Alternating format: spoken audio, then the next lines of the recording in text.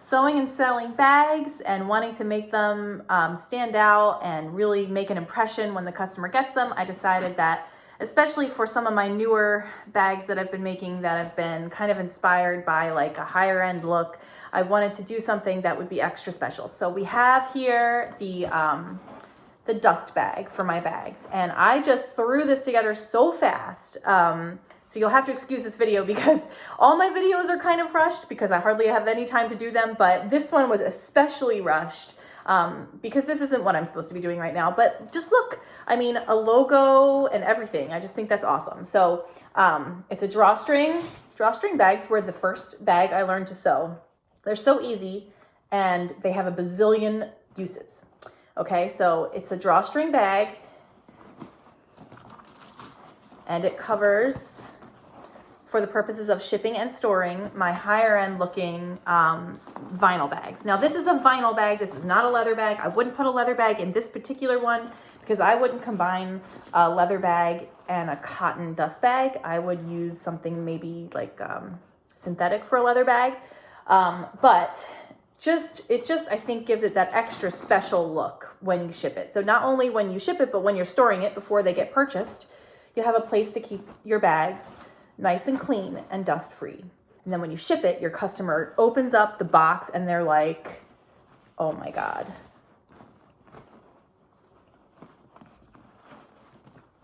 Amazing.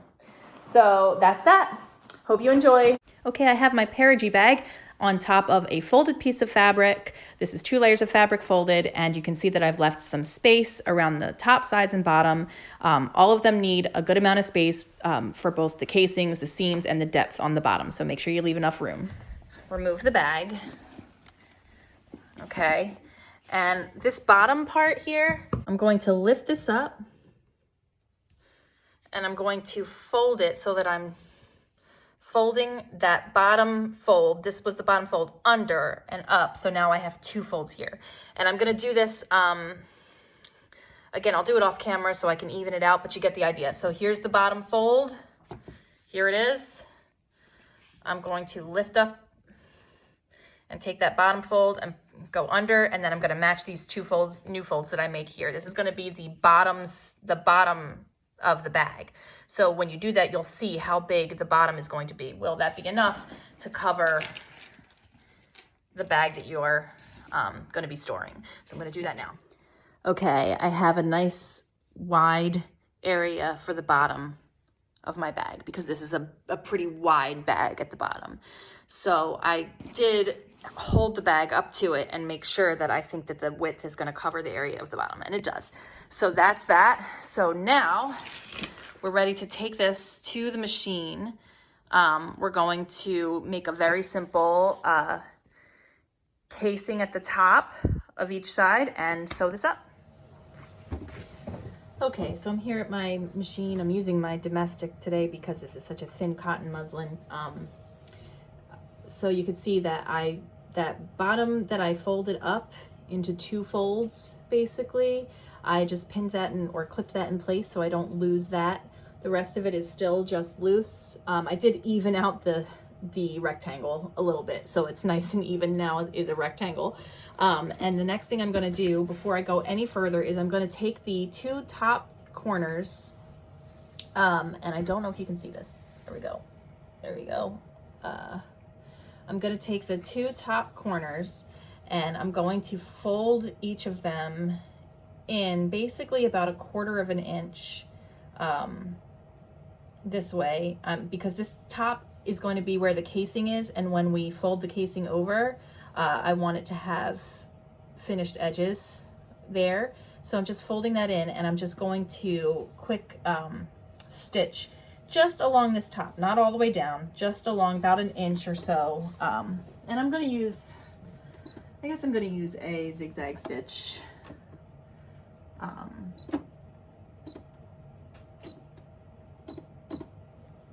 Just to hold that in place there, keep it from fraying. Okay.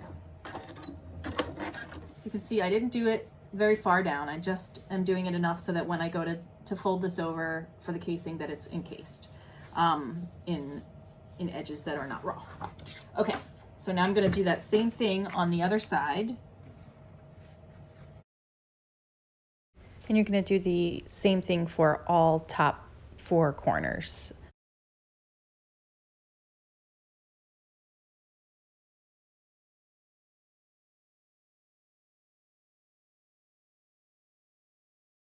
There you go. So now what I'm going to do is make the casing. So I'm going to take the top and fold it down about an inch and then fold it over again.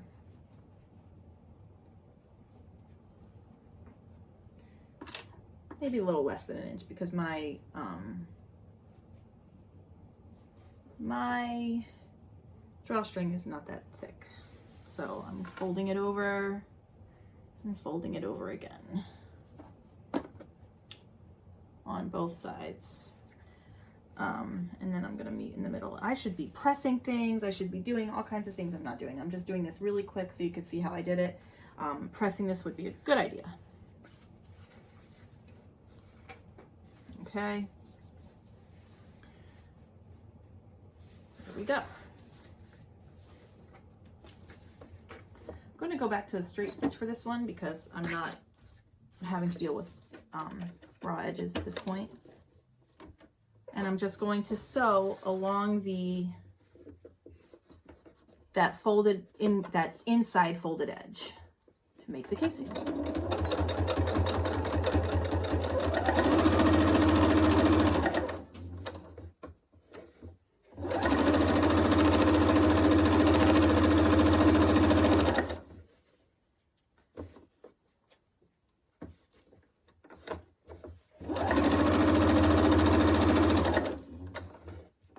Making sure that there we go.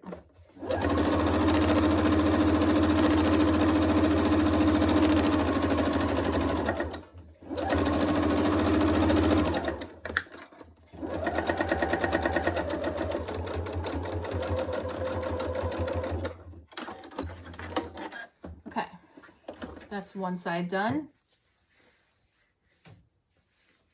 And you can see now the edges are folded in so they're not raw there. And now I'm going to do the other side.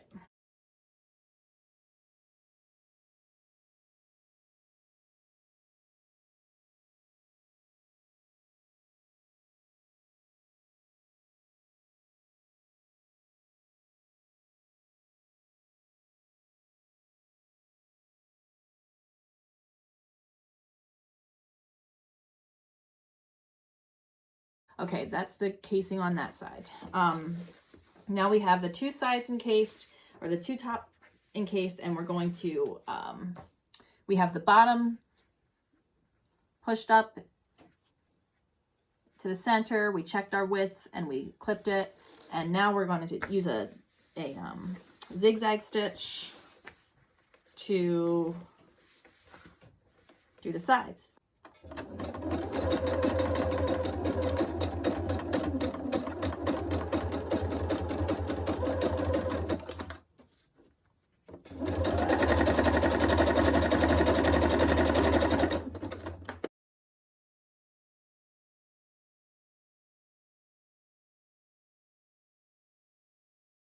You can see I did not do that top part. I stopped short of that. And I'm going to do the same thing on the other side.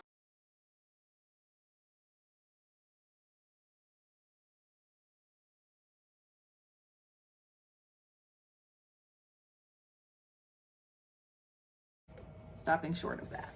Take the clips off the bottom and we turn this right side out. We have the bottom corners kind of caught in that seam there, like that. Same thing over here, just like that. So now all we have to do is put the drawstring in the top, and I'm actually going to put my logo on this as well. Okay, I've measured out 2 pieces of, this is cotton piping that I just made sure with some extra space. Each one goes around the entire bag, around the entire area that is the casing. So it goes, starts on one end, it comes back to the same end with a little extra space right here. And that's 2 pieces, the same length, that do that. And then what I'm going to do is find myself a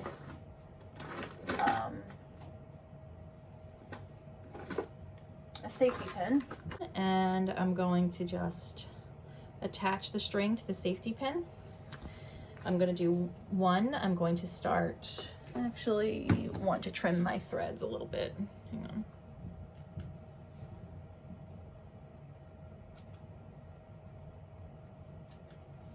Trim my threads a little bit. Okay, I'm going to start on one side.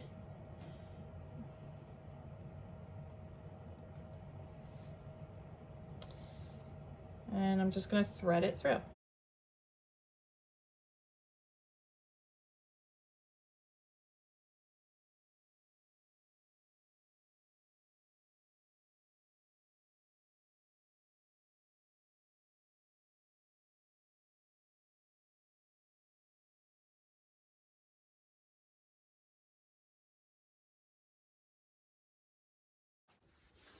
Okay, that's one.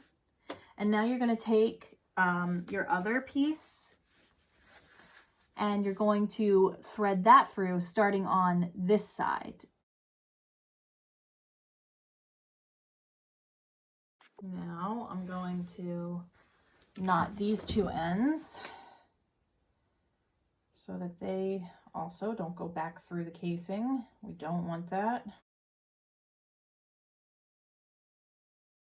Okay, I've got some heat transfer vinyl loaded into my silhouette on a sticky cutting mat with the shiny side down, the dull side up, and I have my logo loaded in here, flipped horizontally, mirrored horizontally so that it cuts out the right way. And I'm going to send it now using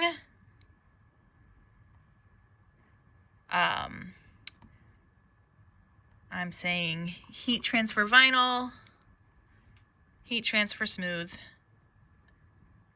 and I have it on auto blade, and the settings are in there for me. Hopefully it will work.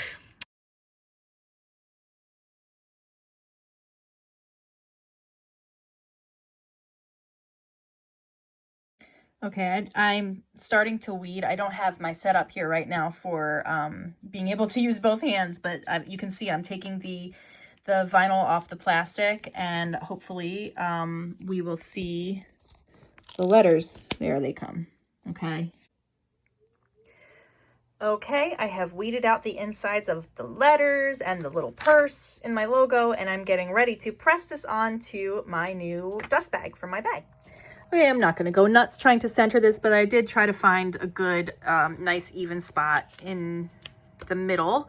A little bit down so that it's not scrunched up by too much by the drawstring when it gets closed, but not too far down that it looks weird that it's too low. So in the center, right around here, and I'm going to now put my Teflon sheet over top and use my iron.